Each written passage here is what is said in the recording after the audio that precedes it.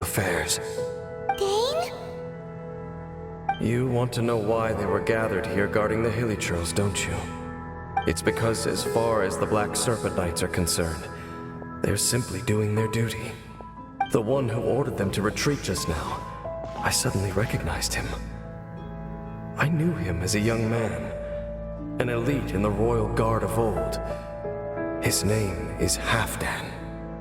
So, he's from 500 years ago too? To this day, I still remember the final orders I, the Twilight Sword, gave to Halfdan on the day of disaster in Kanria, before I made haste back to the palace. Inform all Black Serpent Knights to protect the people of Kanria at all costs. Because we, of course, were royal guards. But this would mean nothing in the events that followed. Royals, gentry, common folk. These identities made no difference. Against the might of the gods, the only identity that mattered was being from Kanria. These Black Serpent Knights have lost their intellect, but perhaps, in whatever remains of their minds, they are still protecting the people of Kanria. If you see these ruins as Kanria in the throes of disaster, and these Hilichurls as the people crying for help, then suddenly, I can make sense of what I'm hearing. Their growls are less of a threat and more of a warning. Then, what are they saying? Though it is barely discernible, I can just about make it out. They keep repeating a word from the old language of Kanria. Run. Even I have to admit, the fact their will is strong enough to survive 500 years of erosion. It is nothing short of a miracle, born from hopelessness. Oh, so Paimon had them all wrong. It doesn't matter. Even I took them for enemies for a moment. Let's keep heading toward the light at the top. I believe the Black Serpent Knights will no longer try to stop us. Look! Up there! A water pool! Even the water pool is upside down. Oh, wow! This is a pretty amazing place! Dane, do you have any idea at all how it works? The pool must be part of the entire city structure. A relic of this ancient civilization.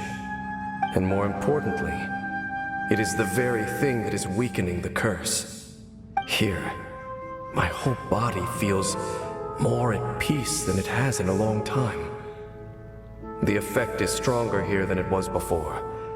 And I think it's because that water pool has something akin to a cleansing effect. Cleansing? So that means the water in that pool can wash away the curse for good? No, that would be impossible. How are you so sure? I have lived with this curse for 500 years, and I have been fully conscious the entire time. Suffice to say, no one understands the curse like I do. It is a way of branding us at the level of the fate of the world itself.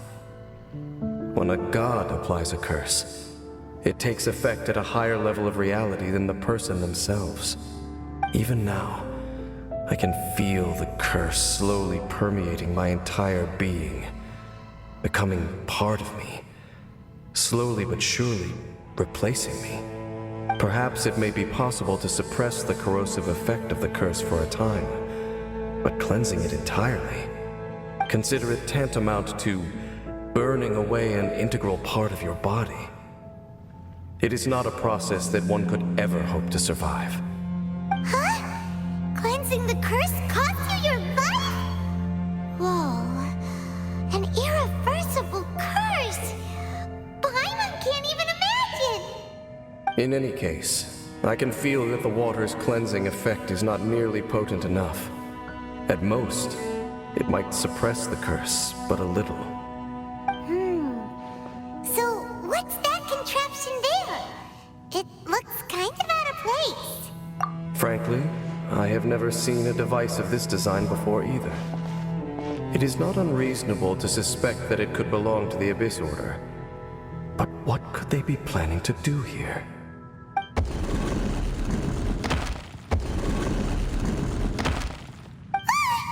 Oh, that gave Paimon a fright! So, all the doors are open now?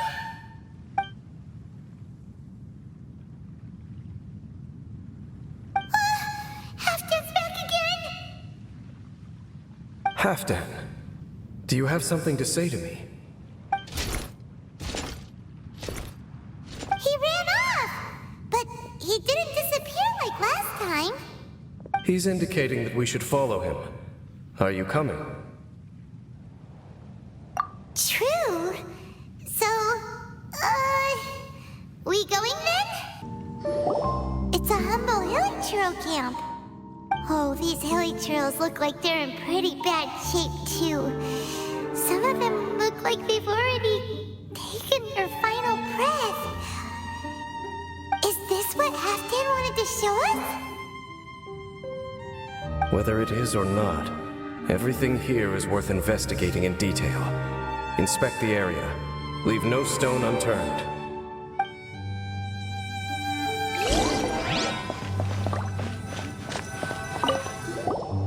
Seems like these hilly churls have no life left in them at all. Before long, they'll become one with the darkness. The hilly churls we meet in the wild are always so rowdy. Paimon never would have imagined that this is how they spend their final days. We may not have a whole lot of happy memories dealing with hilly churls, but still, Paimon hopes they're at peace in their last moments. Hilly churls usually store food in crates like these, right? But they seem pretty much empty. Is it because they're so near to the end that they don't need to eat anymore? Even if they don't need to eat anymore, Paimon bets they still miss food for the flavor.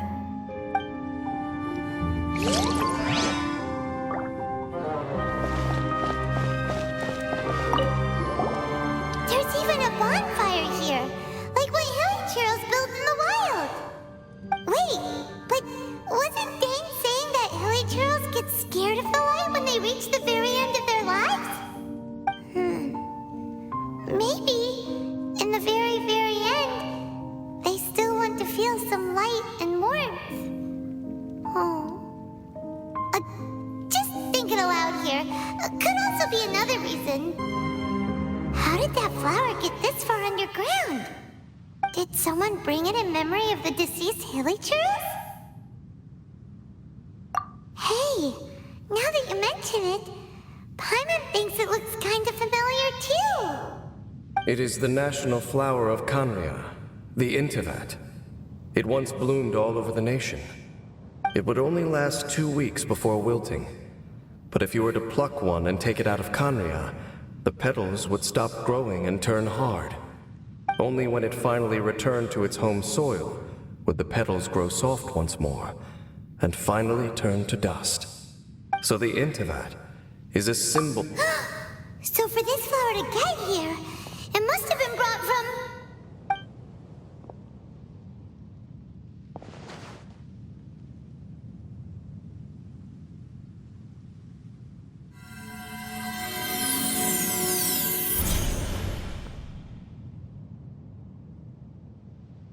Your Highness, so the proposal finally has your blessing?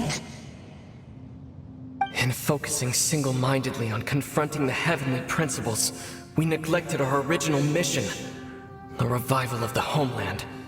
I should not have been so indecisive. The device is almost ready. We await your command. What are the chances of succeeding? Theoretically speaking, approximately. Forget it. Even a 1% chance is enough. For too long have we dwelt in the abyss. Surely they would rather return to the natural cycle of life and death as soon as possible than continue to exist as they are, without a shred of dignity. They cannot be made to continue paying the price for those so-called sins. The Order is most fortunate to be graced with your decision.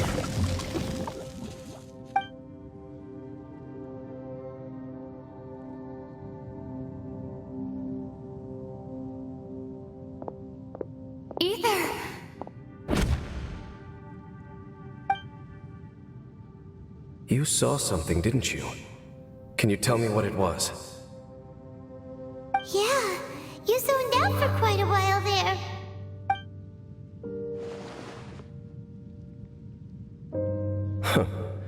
Well, people do say that twins have a special connection. It sounds as if they are attempting to make use of certain equipment to cleanse the curse. It could well be the device we saw earlier. And you say he mentioned the revival of the homeland, correct? No surprise there. Stubborn as ever. It appears as if the Abyss Order plans to use this location to cleanse the hilly churls of their curse and restore them to the way they once were. Then, they will serve as the foundation for reviving the nation of Kanria. After all, there can be no nation without a people.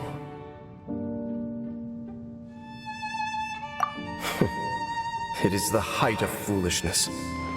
They have no chance of success, not even a 1% chance. I told you already that no one knows this curse better than I, having lived with it for 500 years. There is no redemption. There is no undoing the curse. Trying to remove it by force will achieve nothing but to inflict further suffering. So make sure you are clear in your mind. You have to tell yourself, they are no longer human. If you cling to false hope and allow yourself to become too emotionally invested, the only way is down. You will end up just like them, mired in hypocrisy. Save your strength for something worth saving.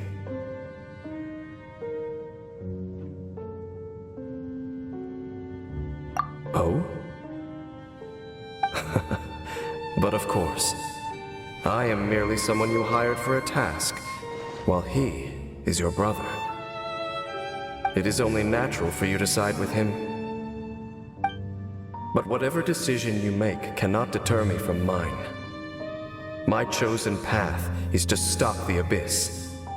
If we have reached an impasse, then perhaps this is where we should say...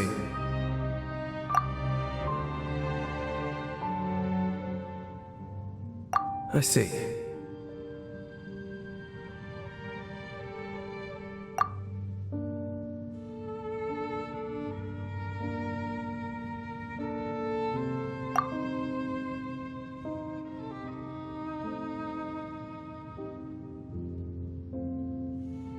It seems that the 3 questions I put to you on our first meeting were worthwhile.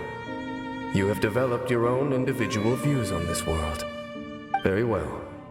Since you have volunteered your true thoughts on this matter, I shall not hide mine from you. Right now, I have a more immediate agenda than stopping the Abyss. That is to say, the Abyss's actions here directly dishonor the final wishes of Halfdan and my other compatriots. I cannot allow this to proceed. The Abyss may appear at any moment. Be on your guard at all times as we proceed. We can see the upside-down city from here, too. Wait, watch out!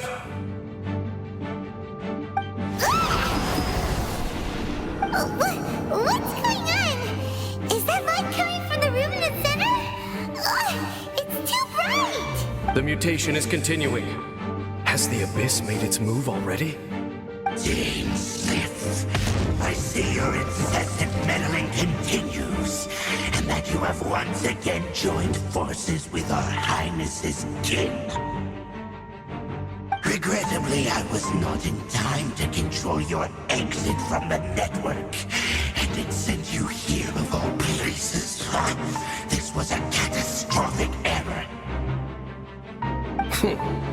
I am surprised that you dare to face me. You ran like a coward last time. Our Highness's will must be done. All interferences must be removed, whatever the price to pay. This time, the curse that torments our people must be undone.